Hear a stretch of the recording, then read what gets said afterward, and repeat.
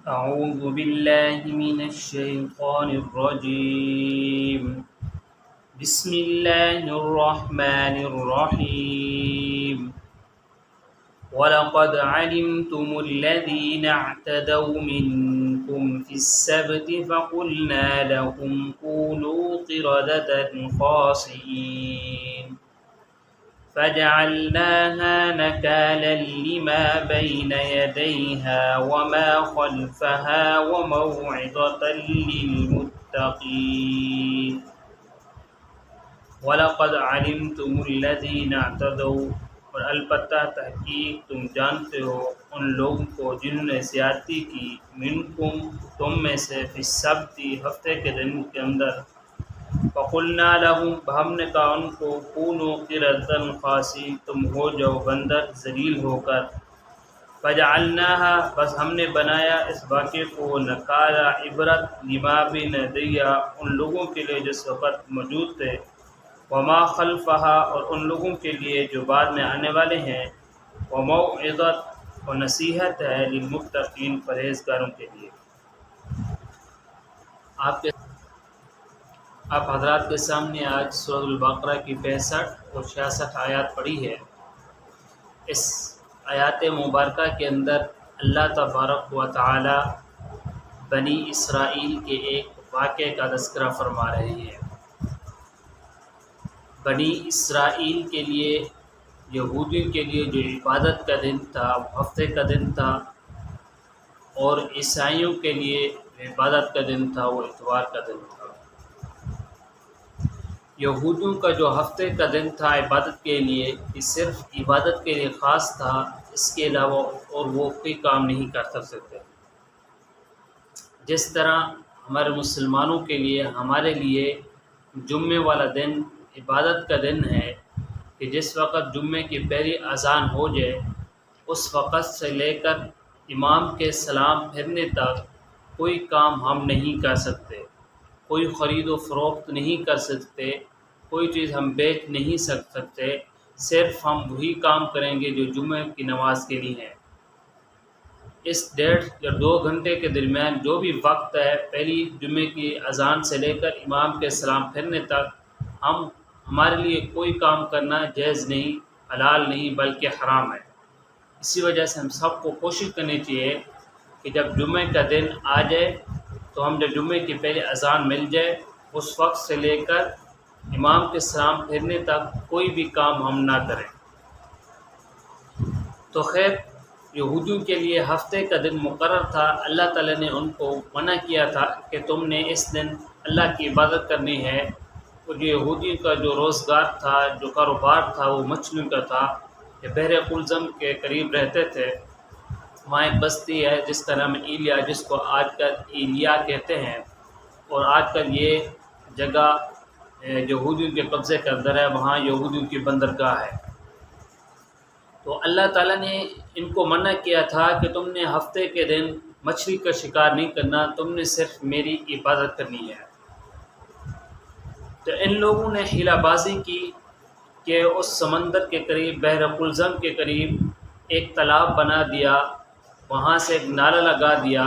کہ جب ہفتے کا دن ہوتا تھا تو وہ پانی کھول دیتے تھے، اس کے اندر آ جاتا تھا۔ تو مچھلیاں بھی ظاہر بات ہے کہ جب پانی کھول جائے گا، جس طرح پانی جائے گا وہاں بھی مچھلیاں بھی جائیں گی، تو مچھلیاں بھی ادھر تالاب کے اندر آ جاتی تھی۔ اللہ تعالیٰ کی طرف سے آزمائش تھی کہ ہفتے والے دن مچھلیاں اور زیادہ ہو جاتی تھی، تو انہوں نے یہ حیلہ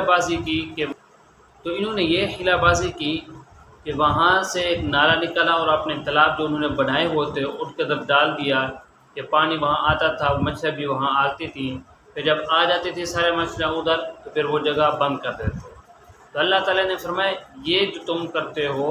شکار، یہ بھی ایک قسم کا شکار ہے، اس طرح کی حیلہ بازی شکار نہ کرو، تم صرف میری عبادت کرو۔ تو اس میں 3 قسم کے گروہ بن گئے۔ ایک گروہ وہ تھا جو ہفتے کے دن شکار کرتا تھا، دوسرا گروہ وہ تھا جو ان کو 1-2 دفعہ منع کیا پھر اس کو منع کرنا چھوڑ دیا،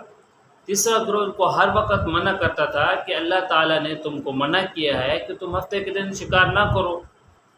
تو ان لوگوں کو باز نہ آئے تو پھر اللہ تعالیٰ کی طرف سے یہ عذاب آیا، گرفت آیا فَقُلْنَا لَهُمْ كُونُوا قِرَدَةً خَاسِئِينَ، تو اللہ تعالیٰ نے ان کے جو بڑے تھے ان کو بندر بنا دیا، جو ان کے بوڑھے تھے ان کو خنزیر بنا دیا۔ جب صبح ہوئی تو جو ساتھ رہنے والے تھے، جو سمجھانے والے تھے، انہوں نے کہا کہ ہمارے قریب جو رہنے والے تھے ان کی آوازیں نہیں آ رہی، ان کا کیا بنا؟ تو جب دیواروں کے اوپر چڑھ کر دیکھا تو سارے کے سارے بندر و خنزیر بنے ہوئے، تو وہ ایک دوسرے کو پہچانتے بھی تھے، پھر اس وقت پریشان تھے، روتے تھے۔ تو اب کیا ہوگا جب اللہ تعالیٰ کا عذاب آ جائے، گرفت آ جائے اللہ تعالیٰ کی، پھر اس وقت کوئی نہیں بچ سکتا۔ تو خیر، تو اللہ تعالیٰ اس آیات مبارکہ کے اندر ان کو واقع بیان فرما رہے ہیں کہ جن لوگوں نے ہفتے کے دن کے اندر زیادتی کی، اللہ کی بات کو نہیں مانا، اللہ کی بات کا انکار کر دیا، تو اللہ تعالیٰ نے پھر ان کو فَقُلْنَا لَهُمْ كُونُوا قِرَدَةً خَاسِئِينَ، ان کو بندر بنا دیا اور خنزیر بنا دیا۔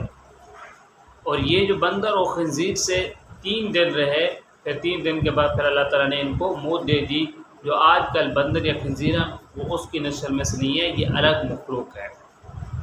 فَجَعَلْنَاهَا نَكَالًا لِمَا بَيْنَ يَدَيْهَا وَمَا خَلْفَهَا وَمَوْعِظَةً لِلْمُتَّقِينَ۔